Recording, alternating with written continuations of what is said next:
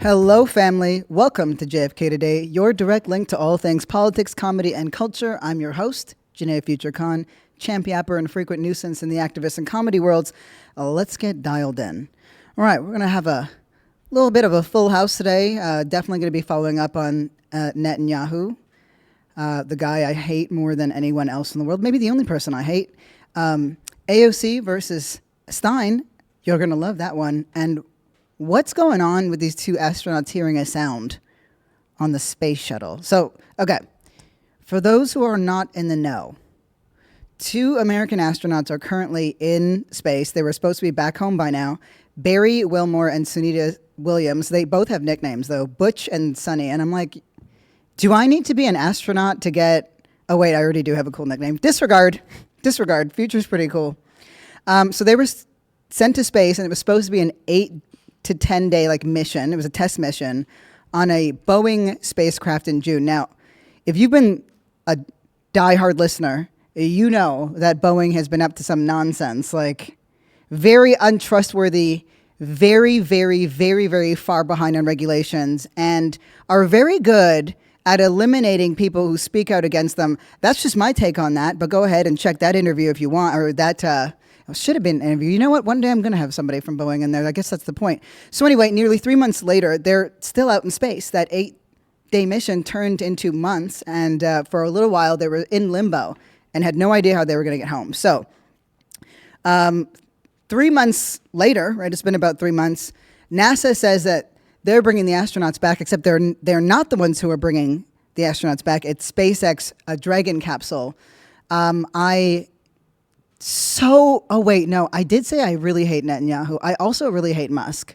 Those are two people that I might genuinely actually hate, in my body. We'll see. I didn't know I was capable of that, but I am. So anyway, Boeing fumbled the bag, and now Musk is going to get to say he brought these folks home.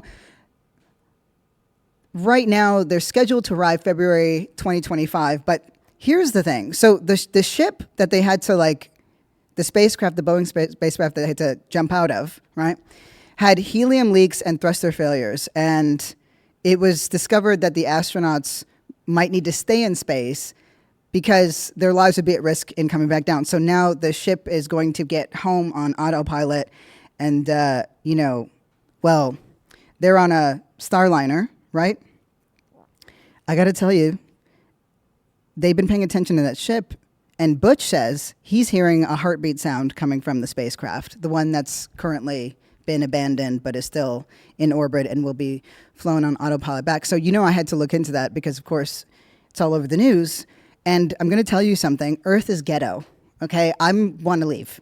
Let's go. Let's go somewhere else. So I'm just is somebody coming to get us? Is somebody coming to take care of these? Snatch me, beam me up, Scotty. I'm ready to go. I'm ready to leave this place. But then I found out that it's probably just an audio loop from the other ship. This is not uncommon. And I'm just why was this reported on so readily? And I'm oh, we're all just please get us out of here. Get us off of this terrible ghetto-ass planet that's actually really magical and amazing, but some ghetto people are ruining it for us. So there's that on that. It's not... I'm not ready to say that it's not true. I'm just going to say that it's a feedback loop, and I'm waiting for more information. I'll just leave it at that. So, on yesterday's episode, we talked about Brazil's Supreme Court decision to ban X and how that filled me with glee because I dislike Musk, but it did piss me off for the populace, the proletariat, the people who use the app. Well, guess what?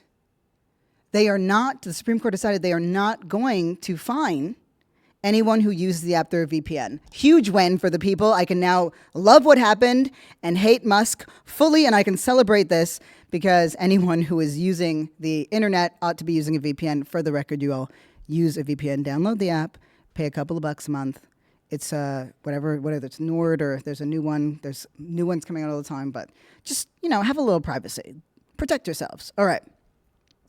So there's another piece of advice that I have, actually, because I saw this video and it really pissed me off. And I was like, oh, I wonder if we all know what to do in the event that we're caught in this situation. So I came across a video, and we've seen now a million of these, of a Zionist right, who takes out their camera and starts recording somebody who's literally just alive in the world. Maybe the person has a Palestine pin, maybe they're wearing a keffiyeh, whatever it is.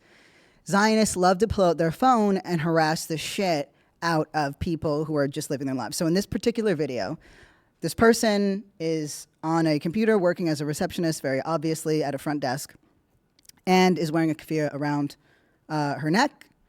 And this person is filming the individual who's just working their job and trying to incite some kind of reaction, right? So oh, well, why don't you care about everybody who died? And why don't you care about Israel? And why are you supporting a hate organization? You're a Hamas lover. You know, all the shit that's designed to incite a response. And the person is giving this bigot nothing back, right? But the person keeps filming and keep trying to incite a response and says, I want to speak to your manager. Where's your manager? Where's your manager? So the manager comes out and is also not giving too much, but the person keeps filming.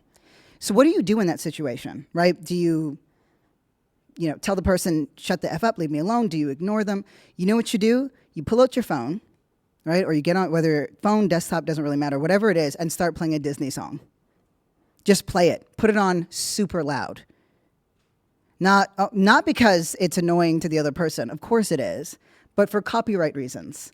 That video won't last a minute online before it gets pulled down for copyright infringement. It's done. It's over, right? That person gets a strike against their social media page because that violates a thing. You're now partially shadow banned. And to be honest, many algorithms are sophisticated enough that you won't even be able to get the video uploaded because it knows all those goddamn Disney songs. I don't care if it's Mulan, Hercules, whatever. Pull it out. Did Disney do Mulan? I don't actually know. Whatever. I like a Hercules soundtrack personally. It's fantastic. Or Tarzan. Give me anything Phil Collins, and you'll be in my heart. Let's just put it that way. Point is, it is a great strategy. It is a great strategy, and I'm all here for ruining the lives of our enemies. So it's a pro tip. Play a Disney song. Anytime somebody is filming you and harassing you in a way that you do not like, play a fucking Disney song. It will ruin their lives and, honestly, probably lift your mood up. They got some good songs. So what's happened in the time since we last spoke, right, with these 6 hostages, and how is the world responding to it? We know that Israel is up in arms. There are thousands and thousands and thousands of people on the street. But what has been the response of America, and what has been the response of the UK? Let's start with the one that actually is something, which is the UK. They've decided, since this moment, you have Israel rising up. Netanyahu is in a vice grip of his own making, right?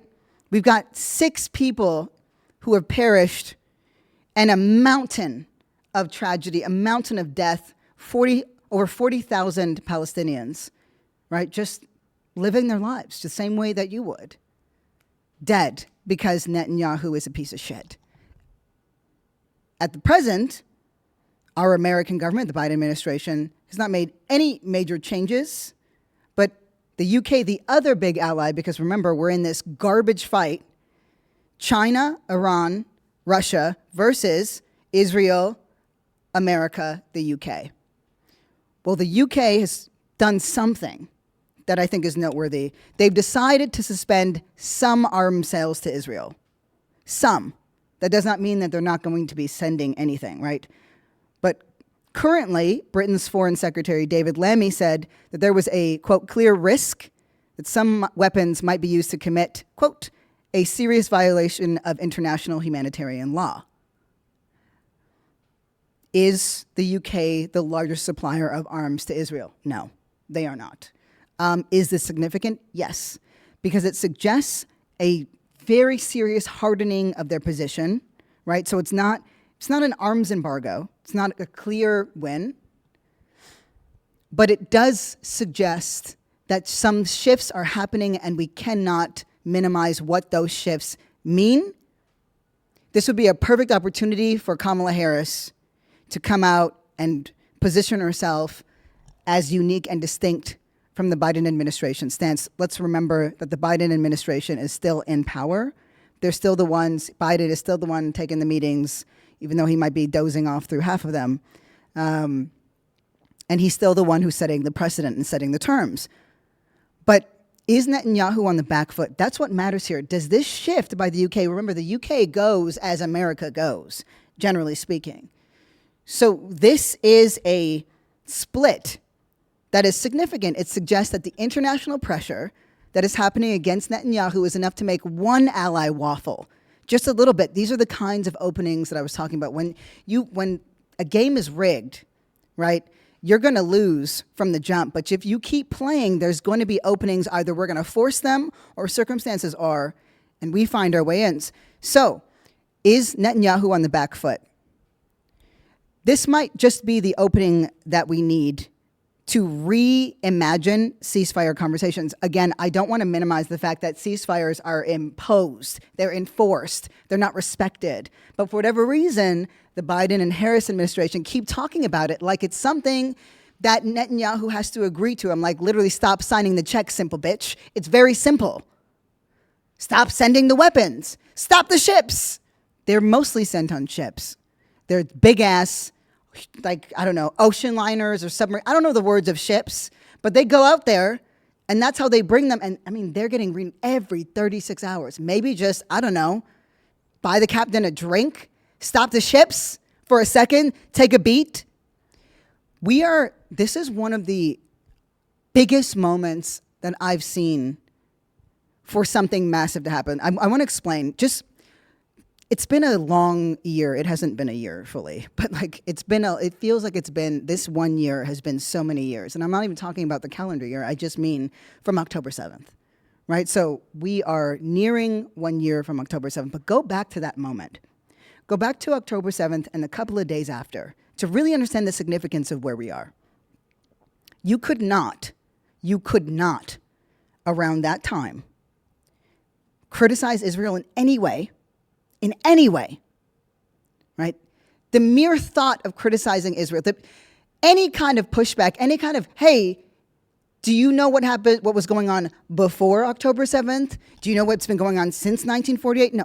Any of those things was immediately enough to get you fired, to get you banned, to get you labeled as an anti-Semite. It was McCarthyism at its finest. Those things have not ended. That's not what I'm suggesting. I just want you to think about what it was like culturally when the populace was entirely on the side of Israel. And it was. American media, Western media, was absolutely coming out, gunning for whatever the Biden administration, whatever tone and precedent they set, right? Anything that wasn't Al Jazeera, anything that was Western media was like, this is what is happening. Israel is defending itself, Israel's defending itself, Israel's defending itself. And there was an obvious need to bring home, the folks that Hamas had taken, right? And I'm even leery to use the word hostage, considering every Palestinian who lives in Palestine, surrounded by Israel, is a type of hostage, is a hostage. I've been there. This is the most sophisticated system of apartheid the world has ever seen. They have separate roads. They have checkpoints at every imaginable spot. You can't move as a Palestinian through anywhere in Israel without getting confronted with a wall, with a checkpoint, with the IDF. You can't use the same roads. That wasn't even true in Jim Crow. It learned from that. Anyway, what we do know is that a couple hundred hostages were taken on that day, October 7th. You couldn't say a goddamn thing. If the hostages had died at that point, right, that's all you would have heard about. That was it. Think about now. 6 bodies have just been found, right, in a Hamas tunnel. That is a fact. They were hostages. One is the most well-known individual, a 24-year-old, right, named Hirsch, was the face of this plight. Think about the fact that right now, thousands of Israelis are on the street against Netanyahu. Think about the fact that the American media cannot even come out and say what they were saying back around that time. They can't, because we know too much.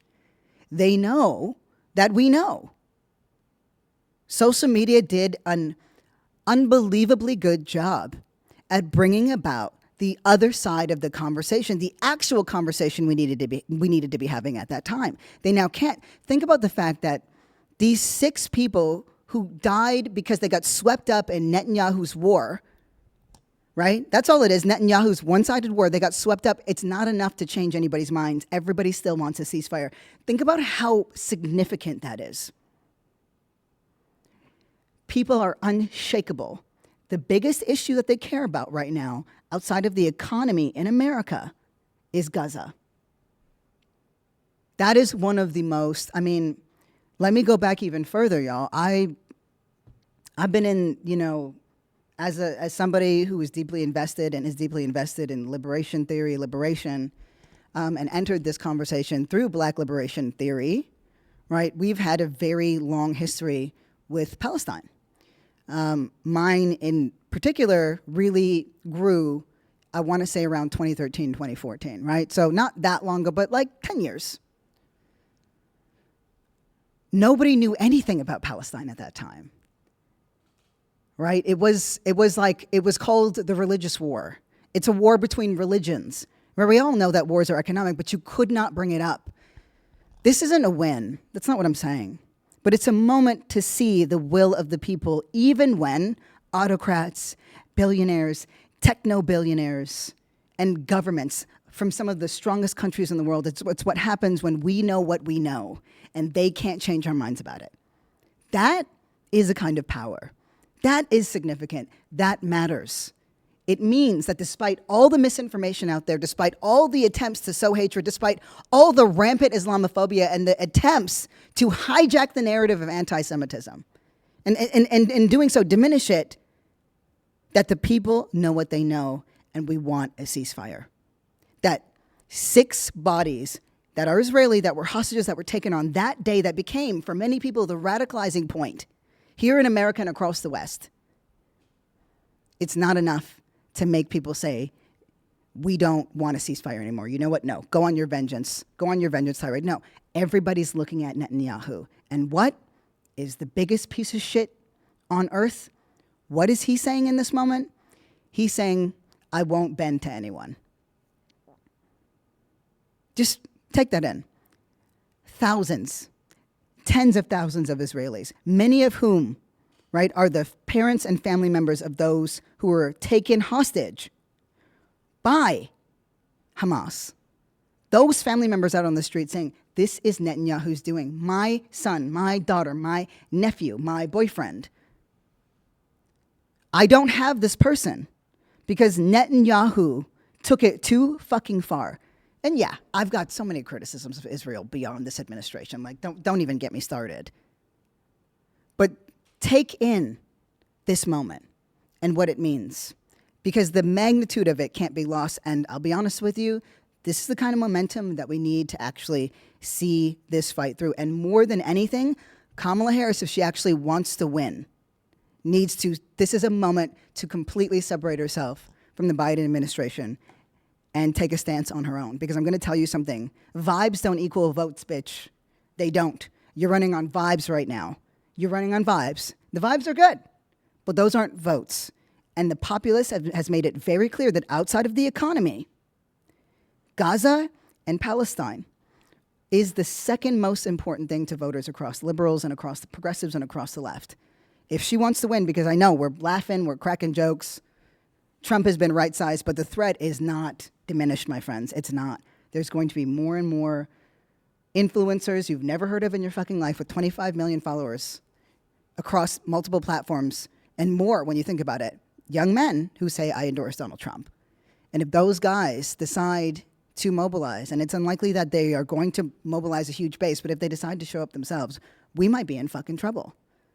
So, all to say, it's hard to measure progress when there's a genocide going on. I would hesitate to even use the word. But there is some kind of moral compass across the people, and it's hard not to look at everybody and say, I hate you. This is your fault. You did this, or why don't you care? It's so easy to just condemn and blame each other. But when you actually zoom out and look, the fact that so many people are holding the line right now, That's the kind of shit that keeps me going. That's the kind of shit that keeps me in the fight. That's the kind of shit that I'm like, I can work with this. This is something usable. This means that we are not pieces of shit. We're not shills. People do care. They just don't have the means to make the changes that we believe need to happen. But my God, that's enough for me. So with that, why don't we get into, right, AOC versus Jill Stein? You might be like, what? I know. I did not expect to wake up one day and have my intergenerational, interracial lesbian parents arguing, right? My poly parents, I didn't expect it, but they are. They are. And it's a very important one, right? It's a huge one. So in one of AOC's most recent posts, she's always on her stories, our girl, she's always in her lives or whatever. She answered a question under the category, questions you've been afraid to ask about. And I was like, ooh, I'm nosy, so I got to know. So someone asked, how do I tell my friends who are Jill Stein voters they're wasting their time and effort? I was like, that's such a burn. Oh my God. But, so AOC responds, and after gesturing very quickly at her well-documented record of supporting a third-party system, and for the record, y'all, she does have a record where she has supported the third-party system. She initially ran as an independent candidate and then also ran as a candidate for the Working Families Party. So she is on the record. She won as a Democrat. I think that would have been her third run. So these are some of her spicy thoughts on Jill Stein. She said, if you're running for president, you're de facto leader of your party, right? That is true. She is correct about that. So she went on to say, if you run for years and years and years and your party has not grown and you don't add city council seats and you don't add down ballot candidates and you don't add state electives, that's bad leadership. I had to pause it there because I was like, oh, shit. AOC is not pulling punches. Wow. Okay. But also completely fucking true. Absolutely true. Right? 100,000% true. What has Jill Stein done? She went on to say, if you've been your party's nominee for 12 years in a row, and then she literally broke down 4 years, 4 years, and then 4 years after that, and then 4 years after that. And I don't know if you guys can do math, but 3 times 4 is 12, and I looked it up. It's true. That's a fact. So she's run 3 different times. Look, I'm about to fuck that up. Jesus. Numbers are not my strength. You'll help me. Anyway, she says, you've run 12 years in a row. So she has, Jill Stein has run as president, right? And you cannot grow your movement at all. Like pretty much at all is what she said. If you can't grow your movement pretty much at all, you know how AOC emphasizes certain words. She's like, and you can't pursue any successful strategy. And all you do is show up once every 4 years. You're a bad leader. She might have even called Jill Stein a grifter in so many words, right? That you turn up every 4 years, you take all this money, and nobody wins. So Jill Stein fires back. So she gets in a tweet, she says, Democrats sue to kick us off ballots. They hire operatives to infiltrate and sabotage us, lock us out of debates, fight ranked choice voting. The net concerns that Greens have only won 1,400 elections. So which party is authentic and which is predatory? First of all, I just want to be very clear. AOC was not capping for, she wasn't copying for the Dems. She was providing legitimate criticisms of the Green Party and its leadership. In Jill Stein's defense, or Dr. Jill Stein, I'll say that big money is what wins in politics. Look at AOC. She ran a wonderful candidacy. I mean, she really didn't get that much funding, to be honest with you, when she ran as a Dem, because she was running against a sitting incumbent, and they all totally just disregarded her as a threat. She showed up to the debates. She knocked on the doors. She did the foot race, and she won. But why didn't she win the other 2 times, right? Big money is in politics. Big money determines politics. If the Democratic Party had leveraged some of their money against AOC at the time that she was running, had they actually considered her a threat, maybe she wouldn't have won. Maybe we wouldn't have her. So yeah, big money is an issue, but a bigger issue is bad fucking leadership. And look, I don't got nothing personal against Jill Stein. I love me, a caring, when old white women have that hair, like older white women, when they have that haircut, they mean business. Okay, that's the business haircut. It's either working for us or it's working against us. And if you know, you know. Give me the Warrens and the Steins haircut. I'm ready for it. But when you look at the record, this is about building power. And this is, I think, the thing we forget. You're not there as a figurehead to say, this is what could be. You are not getting people to buy into your shit. you are not knocking on the right doors. You're not generating power. I mean, think about Bernie Sanders' campaign and that wonderful grassroots movement we saw. He started out as an independent, right? And you know what? Again, to her point, we saw the Democratic establishment come out and try to crush him, right? And they were successful in at least keeping him out. They didn't crush the movement, that they were successful. In that moment, we saw the difference between the Democratic establishment and Democrats. There is a difference. The Schumers, the Pelosi's, the Jeffries, the other whores, they're all there, right? They're the ones who gamble with our lives and have stock shares and, all the other words that mean investments where they make money off of catastrophe and those other things. Let's ban that and make that shit illegal. There was some movement on that, but that's another episode. Anyway, point is, look what's happened to the squad, right? How quickly they can be outmaneuvered because of funding. Why? If those were, I guess my question is, right, where was the money to protect them? Where was the money to protect them? There wasn't a lot of investment. So this is not to say that the Democratic Party is beyond criticism. They absolutely aren't. But AOC ate that ass up. Let's just be true. Let's just spit the facts. Because as an organizer, I'm telling you, if you've been at this for 12 years, you are not the right leader. You're not the right leader. Bring on somebody new. Bring on somebody fresh-faced. Bring on somebody who can get the masses to listen. I remember Jill Stein having her moment like 8 years ago. That was awesome. I was like, who is this? Look at this lesbian. She's talking good. But she's not. But that's okay. Give me a power suit and short hair, and I know what I'm looking at. You know what you're flagging. I'm here for it, right?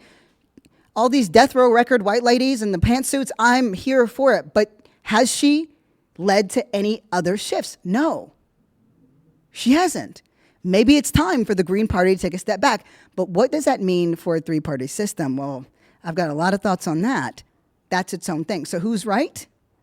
Well, I think we know. It's AOC. I'm going to give you an example, right? You've heard me talk about the Working Families Party. Some of you are going to be familiar with them. Some of you aren't. This is an actual party. They have candidates. They run them, right? AOC ran as a Working Families Party candidate. She was not successful in that bid. But why don't we take a look at what they actually do, right? So I'm like, where are they strongest? I looked in Philadelphia. That's where they're very strong. They have actually been so incredibly successful over the past 5 years in achieving power there. So Pennsylvania, if you're paying attention, is a huge, huge player in the elections. Kamala Harris needs Pennsylvania, right? Needs it in order to be successful. So in Pennsylvania, right, the Working Families Party, they've got they're a grassroots political party. They recruit, they train, and they elect the next generation of progressive leaders to office. Now, before I hear this nonsense about, well, you're just empowering a system that oppresses. Yeah, no, you're not empowering it, but you are building power for oppressed people, right? The system oppresses us. Get out as many hands on levers as we talked about. So what did they do? They built a political home for multiracial working class people, and they've played an integral role in progressive victories across Pennsylvania, including the elections of Summer Lee, Larry Krasner, and leading GOTV and voter protections efforts in Philadelphia and beyond. That was all through 2020. They also are the current political home. So you're like, okay, well, have they had any major wins on candidates? Councilmember Kendra Brooks. It was a historic victory. I remember watching on the Working Families Party ballot line, and it ended decades of Republican dominance of an at-large seat in the country's 5th biggest city. That's a massive win. That's what happens when we actually use what powers we have and leverage them to our gain. But how did it work? It was through organizing. It wasn't just, oh, well, we'll just run a candidate and we'll just have a little election party. And yeah, I love Biden and I love the administration and I love establishment Dems. What the hell are you talking about? Of course not. These are not endorsements of the Democratic Party. This is what it looks like to actually build power. What would it look like if we actually had a third-party system in the United States? I'm going to tell you right now, it's too early to actually believe in it in any meaningful way.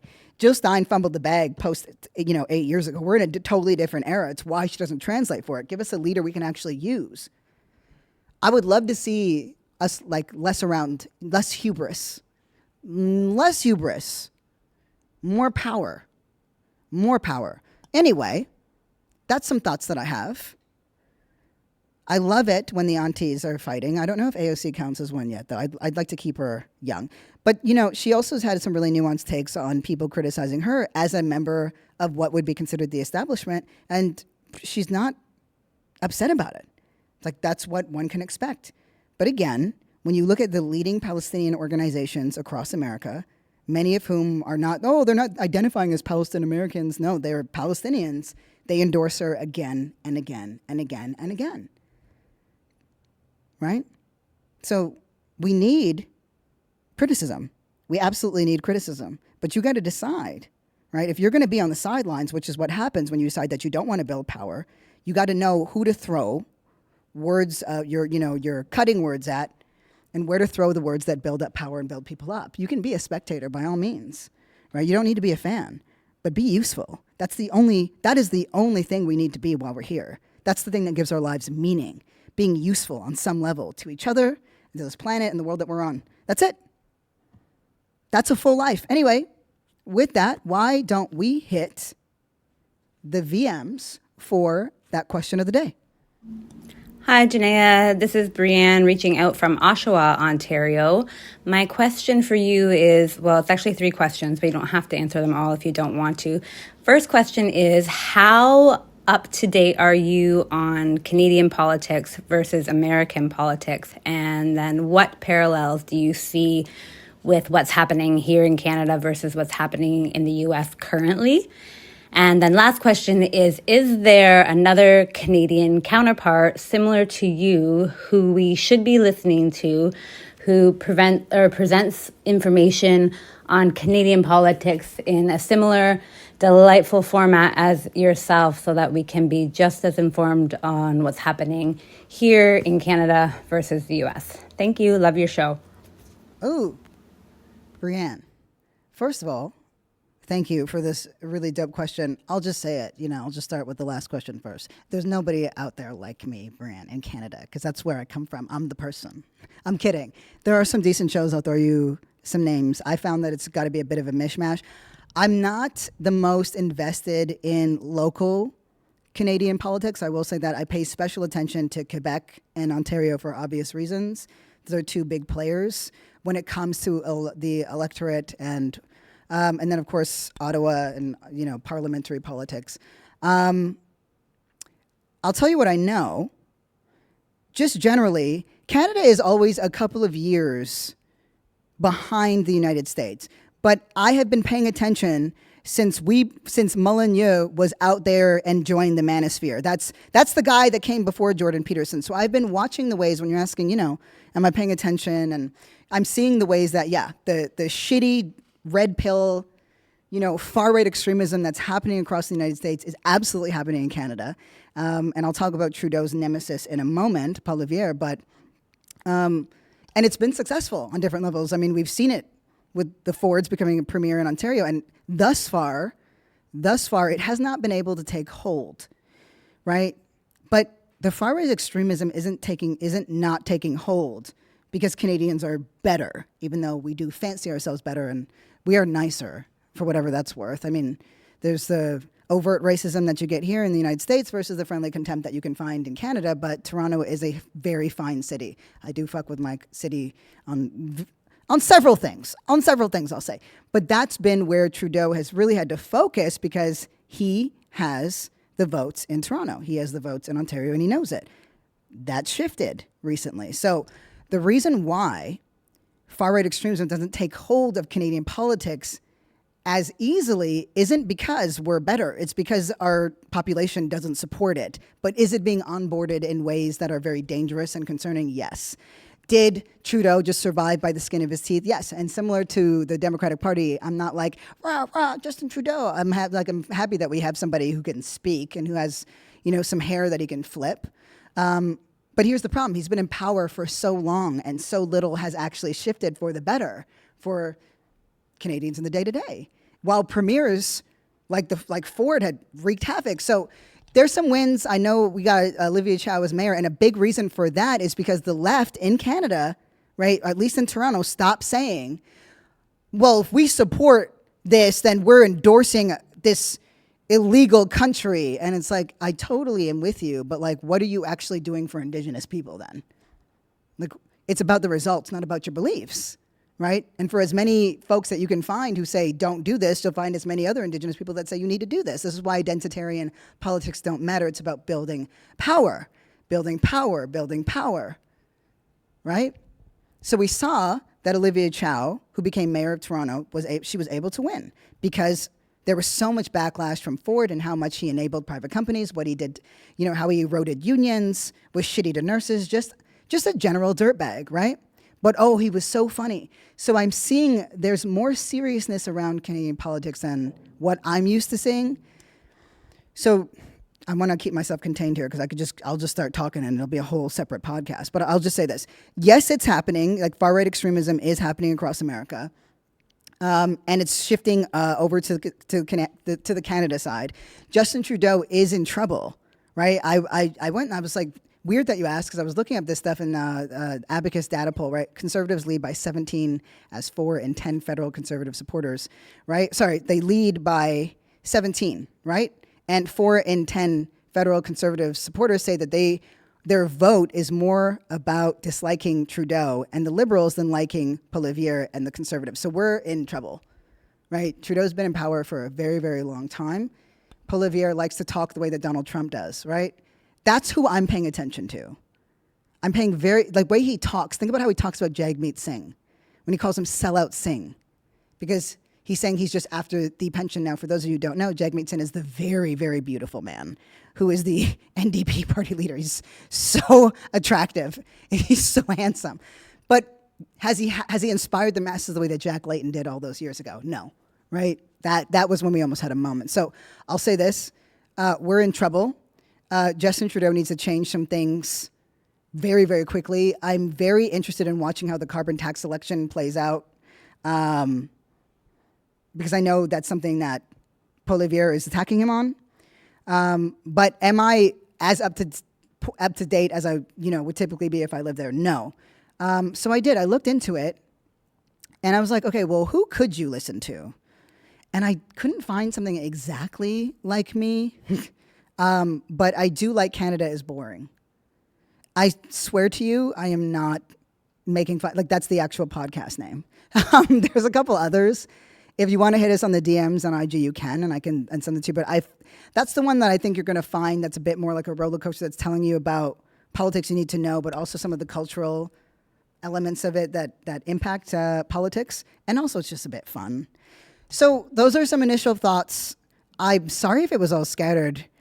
Don't get me get me started on Canada. Don't get me started on Canada. Get me started on Canada. I'm ready to go. But I do want to say lastly this because now I'm getting past my little time limit. I'll just say this: Canada is a great example of where a three-party system works. It is a great example. Okay. Yes, you could look at it and be like, well, the NDP has never been prime minister. They've never had a prime minister. What's going on? Da da da. Yeah, but you know what? The Liberal and NDP coalition is what's keeping the Conservatives at bay.